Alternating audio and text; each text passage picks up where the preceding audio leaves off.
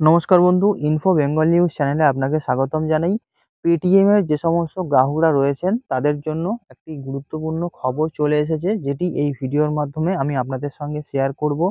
শুধুমাত্র পেটিএম নয়, পেটিএম এর পাশাপাশি যে সমস্ত বন্ধুরা অন্যান্য অ্যাপগুলো ইউজ করছেন তাদের জন্য এই খবরটি জেনে রাখা উচিত। কারণ পেটিএম সংক্রান্ত যে খবরটি সামনে এসছে সেটি অন্যান্য যে সমস্ত ইউপিআই পেমেন্ট অ্যাপ আছে এবং বলা যেতেই পারে যে ফোনপে, গুগল পে এগুলোর ক্ষেত্রে কিন্তু সেই একই জিনিস হতে পারে। কি সেই ঘটনাটি ঘটেছে যেটি পেটিএম এর জন্য দুঃখজনক, আপনি অবশ্যই এই ভিডিওর মাধ্যমে জানতে পারবেন। তো পুরো ভিডিওটির সঙ্গে থাকুন। পেটিএম এর জন্য একটি খারাপ খবর দিয়েছে রিজার্ভ ব্যাঙ্ক অফ ইন্ডিয়া। 29 ফেব্রুয়ারি 2024-এর পর এই রকম কাজকর্ম আর তাদের চলবে না, বা তাদের একটা কোনো গুরুত্বপূর্ণ কাজ পুরোপুরিভাবে বন্ধ করে দেওয়া হয় বলে জানানো হয়েছে রিজার্ভ ব্যাঙ্ক অফ ইন্ডিয়ার তরফ থেকে। জোরদার ধাক্কা দিল পেটিএমকে। তাদের যাবতীয় লেনদেনের উপর নিষেধাজ্ঞা জারি করে দিয়েছে রিজার্ভ ব্যাঙ্ক অফ ইন্ডিয়া। আগামী 29 ফেব্রুয়ারি 2000 পর থেকে আর আপনাকে ব্যাংকিং পরিষেবা দিতে পারবে না পেটিএম। ফলে বন্ধ করে দিতে হবে যাবতীয় লেনদেন। এই ঘটনার জেরে শেয়ার বাজার খুলতেই পেটিএম এর অভিভাবক সংস্থা ওয়ান নাইনটি সেভেন কমিউনিকেশন, তাদের শেয়ারের দর 20% পড়ে গেছে। লাগাতার অনিয়ম করা এবং নিয়ন্ত্রকের নির্দেশ না মানায় রিজার্ভ ব্যাঙ্ক অফ ইন্ডিয়া বিজ্ঞপ্তি জারি করে পেটিএম পেমেন্টস ব্যাঙ্ক এবং পেটিএম স্মল ফাইন্যান্স ব্যাঙ্কের লেনদেনের উপর নিষেধাজ্ঞা জারি করে দিয়েছে। এর ফলে ফেব্রুয়ারি মাসের পর থেকে গ্রাহকদের টাকা জমা দেওয়া বা ধার দেওয়ার মতো যে সমস্ত কাজ পেটিএম করে সেগুলো আর কোনোভাবেই তারা করতে পারবে না।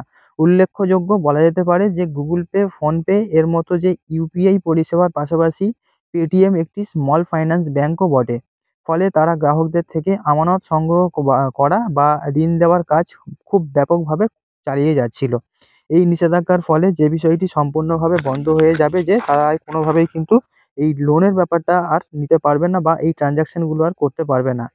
পেটিএম এর যে পেমেন্ট ব্যাঙ্ক আছে সেখানে যাবতীয় কার্যকলাপ বন্ধের নির্দেশ কার্যকর দেওয়া হয়ে গিয়েছে রিজার্ভ ব্যাঙ্ক অফ ইন্ডিয়ার তরফ থেকে। পেটিএম এর উপর এমন নিষেধাজ্ঞা এটা চাপাতে যে পারে এটা কিন্তু আগে থেকে অনুমান করা গিয়েছিল। কারণ 2022 সালের মার্চ মাসে পেটিএম এর পেমেন্টস ব্যাঙ্কে নতুন গ্রাহক নিতে নিষেধ করা হয়েছিল রিজার্ভ ব্যাঙ্ক অফ ইন্ডিয়ার তরফ থেকে। তখনই আশঙ্কা দেখা দিয়েছিল যে যেকোনো সময় লেনদেনের বন্ধের নির্দেশিকা কিন্তু তাদের কাছে চলে আসতে পারে।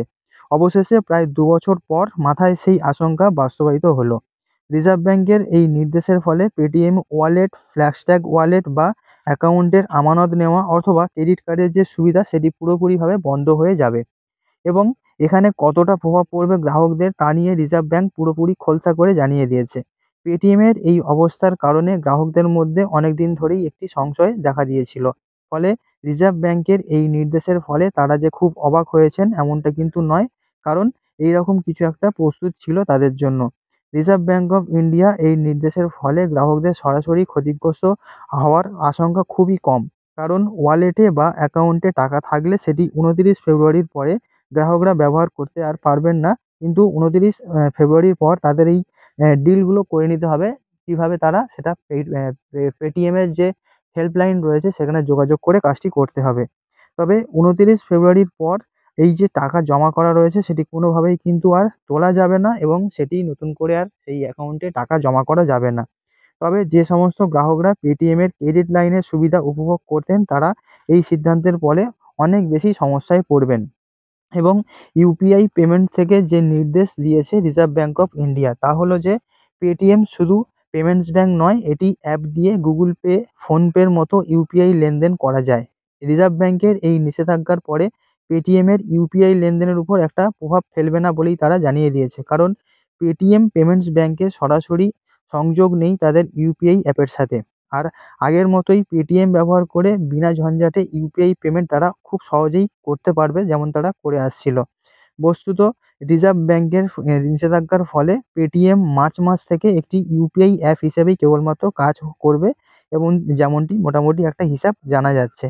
আর যদি আগামী দিনে রিজার্ভ ব্যাঙ্ক অফ ইন্ডিয়া তাদের উপর থেকে এই নিষেধাজ্ঞা তুলে নেয় সেক্ষেত্রে পুরানো পরিস্থিতি আবারও ফিরে আসতে পারে। তবে এই নিষেধাজ্ঞা নিয়ে পেটিএম বা সংস্থার যে সিইও রয়েছে অর্থাৎ বিজয় শেখর শর্মা তিনি এই বিষয়ে কোনো রকম মন্তব্য কিন্তু করেননি। এবং যেমনটা জানা যাচ্ছে যে পেটিএম এর কিন্তু একটি বড় ক্ষতি হতে চলেছে।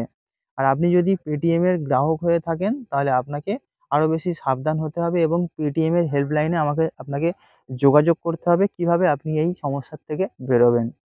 এই ছিল আপডেট। দেখা হচ্ছে নতুন ভিডিওতে। ততক্ষণ সবাই খুব ভালো থাকুন। Good bye.